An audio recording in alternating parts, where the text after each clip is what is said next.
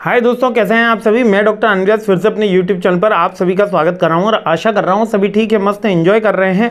मैं आ चुका हूं digital marketing and e commerce के सब्जेक्ट के ऊपर। अंतिम प्रहार की सीरीज चल रही है। 12th मोस्ट इंपॉर्टेंट क्वेश्चन अपन लेकर आ गए। जल्दी से देख लेते हैं 12th क्वेश्चन कौन सा है।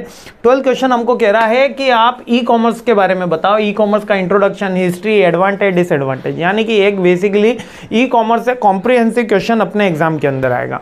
तो ई कॉमर्स क्या होता है, आप सबको एक बात और बता देता हूँ। मेरी जो पीएचडी है वो ई कॉमर्स के एरिया में है। बेसिकली मैं मैनेजमेंट एचआर से था, एमबीए, बट ई कॉमर्स में मेरी पीएचडी हुई और ई कॉमर्स इसलिए मेरा थोड़ा ज़्यादा करीब है। ई कॉमर्स का बेसिक मतलब होता है जब हम कॉमर्स ऑनलाइन मीडियम से कर रहे होते हैं, यानी कि जो फाइनेंशियल ट्रांजैक्शन है वो ऑनलाइन मीडियम से होता है, तो वो ई कॉमर्स कहलाता है। इतनी सी बात है, कोई ज़्यादा इसमें वो टिपिकल नहीं है।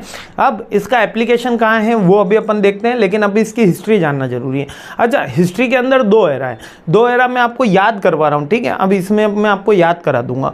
हिस्ट्री के अंदर भी दो एरा है, या तो इंटरनेट आने से पहले और इंटरनेट आने के बाद। तो क्या सर इंटरनेट आने से पहले भी ई कॉमर्स होता था? नहीं, इंटरनेट आने से पहले ई कॉमर्स नहीं स्टार्ट हुआ था, लेकिन mode of the exchange start हुआ था। यानी कि इंटरनेट के थ्रू या किसी और मीडियम के थ्रू हम क्या कर रहे थे, एक फाइल को दूसरी फाइल से ट्रांसमिट कर रहे थे, यानी कि फाइल शेयरिंग की एक्टिविटी हो रही थी। और वो कितनी की फाइल थी? 16 KB की, 8 KB की, है ना, फ्लॉपी के माध्यम से। तो वो एक तरीके से इसका अर्ली डेवलपमेंट एरिया होता है। 1990 के अप्रोक्स में अपना इंटरनेट स्टार्ट हो जाता है, वर्ल्ड वाइड वेब आ जाता है, और 1990 में ही फर्स्ट webmart.com इंडिया की ई कॉमर्स की ट्रांजैक्शन स्टार्ट हो जाता है। लेकिन आप देखा जाएगा तो एक सिक्योर ट्रांजैक्शन होते हुए 1994 आ गया था, जहां पर सिक्योर ट्रांजैक्शन यानी ऑनलाइन मीडियम से पेमेंट भी स्टार्ट हुआ। और 1995 में ही अमेजोन आ गया था, यानी 95 में अंदर आया। और अब तो आप सबको पता है अमेजोन से सारी चीज़ें, हमारी भी बुक्स रखी हुई है उस पर, है ना। फिर ग्रोथ आई इसके 2000 में आगे, क्योंकि इंडस्ट्रियल अपने इंटरनेट रिवोल्यूशन, इंडस्ट्रियल नहीं, इंटरनेट रिवोल्यूशन अपने इंडिया के अंदर मिड 2000 से स्टार्ट हुआ, है ना। फिर 2010 में सोशल मीडिया का बोलबाला रहा। फिर 2020 में अप्रोक्स में आप जियो इंट्रोड्यूस कर सकते हो। जियो की स्टार्टिंग हुई थी, 4G का स्टार्टिंग हुई थी, और वहाँ से अपना मोटा मोटा चल रहा है। तो अब सर क्या इसके अंदर हमको भर भर के लिखना है? नहीं, इसके अंदर भर भर के लिखने की जरूरत नहीं है। ऑलरेडी मैंने आपको जो बुक प्रोवाइड कर रखी है या जिसके जो नोट्स प्रोवाइडेड हैं उसके अंदर बहुत सारी चीज़ें इसके अंदर लिखी हुई है। तो ज़्यादा डिटेल में नहीं जाना है, क्योंकि हमारा सब्जेक्ट प्योर आईटी का नहीं है, इसलिए ई कॉमर्स का बेसिक आउटपुट ही लिखना है कि प्री 1990 से आप लिखना स्टार्ट करोगे कि अर्लिंग स्टेज webmart.com स्टार्ट हुई। उसके बाद हमारा ये फेज रहा 2000 तक आते आते सोशल मीडिया प्लेटफॉर्म आए। 2010 से हमारे दूसरे अदर प्लेटफॉर्म से 4G रिवोल्यूशन के बाद में ये सारी चीज़ें स्टार्ट हुई। अब इसके एडवांटेज और डिसएडवांटेजेस की बात कर लेते हैं। एडवांटेजेस क्या हैं ई कॉमर्स के? बेसिकली एडवांटेजेस क्या हैं फ्लिपकार्ट, अमेजोन के? एक तो वास्ट वैरायटी। अब ये याद आपको करवा ही देता हूँ, मतलब ये देखने की भी जरूरत नहीं रहेगी, आपको समझाऊंगा, आपको याद हो जाएगा।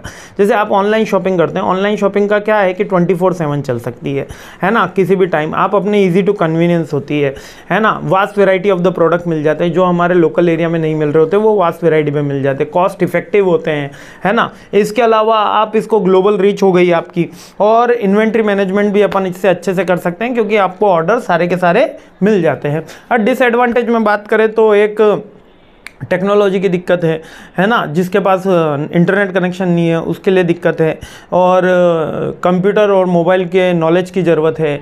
इसके अलावा ऑनलाइन प्राइवेसी का इशू रहता है, सिक्योरिटी का इशू रहता है, फ्रॉड डिटेक्शन होते हैं, और पर्सनल इंटरेक्शन नहीं रहता। जैसे कि आप किसी के वहाँ दुकान पे जाएंगे तो वो पर्सनली गाइडेंस कर सकेगा, वैसा नहीं इसके अंदर होता है। बस ये 5 पॉइंट एडवांटेज के, 5 पॉइंट डिसएडवांटेज के क्वेश्चन हो जाता है। हिस्ट्री के 3-4 पॉइंट और बेसिक मीनिंग का 3 लाइन है, आपका क्वेश्चन कंप्लीट हो जाता है। क्लियर है ना? बहुत सिंपल क्वेश्चन है, लेकिन ई कॉमर्स से तो लगभग हर साल क्वेश्चन पूछा गया है।